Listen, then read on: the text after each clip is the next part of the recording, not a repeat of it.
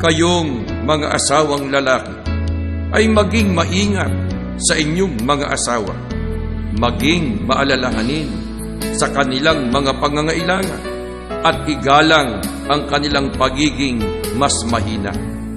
Alalahanin na ikaw at ang iyong asawang babae ay magkatuwang sa pagtanggap ng mga pagpapala ng Diyos, at kung hindi mo siya tratuhin gaya ng nararapat, ang iyong mga panalangin ay hindi magkakamit ng mga nakahandang kasagutan.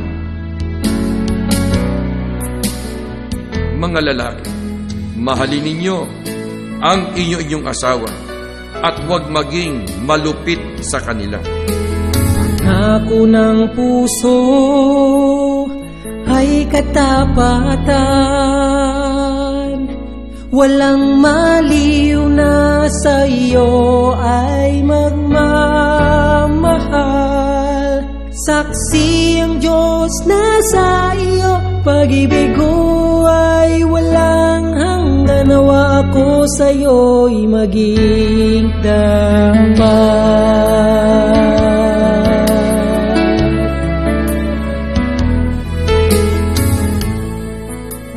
Mga babae, pasakop kayo sa inyong sariling asawa na gaya ng sa Panginoon.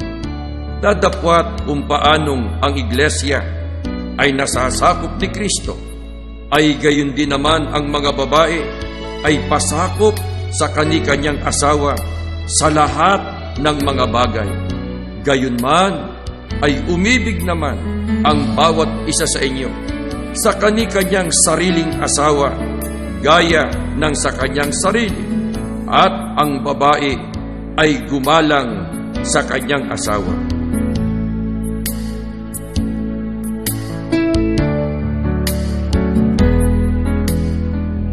Gumagawa siya ng mabuti sa kanya at hindi kasamaan lahat ng mga kaarawan ng kanyang buhay.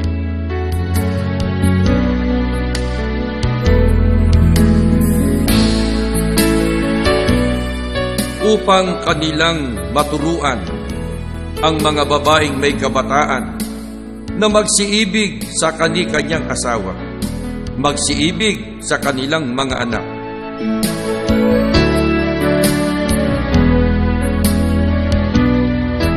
Ang inyong ganda, huwag maging sa kagayakang panlabas lamang, pares ng pag-aayos ng buhok at pagsusuot ng mga gintong hiyas at mamahaling damit.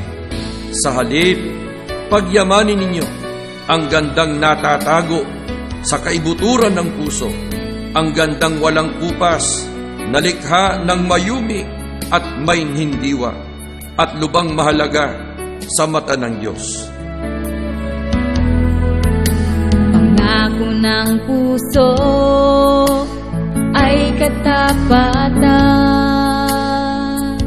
tiwala na ko sa iyo ay magmamahal.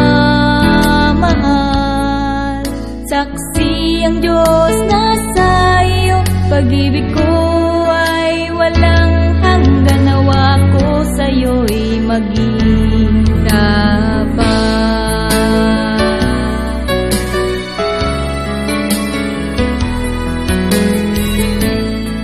Sinusubaybayan niyang mabuti ang kanyang sambahan.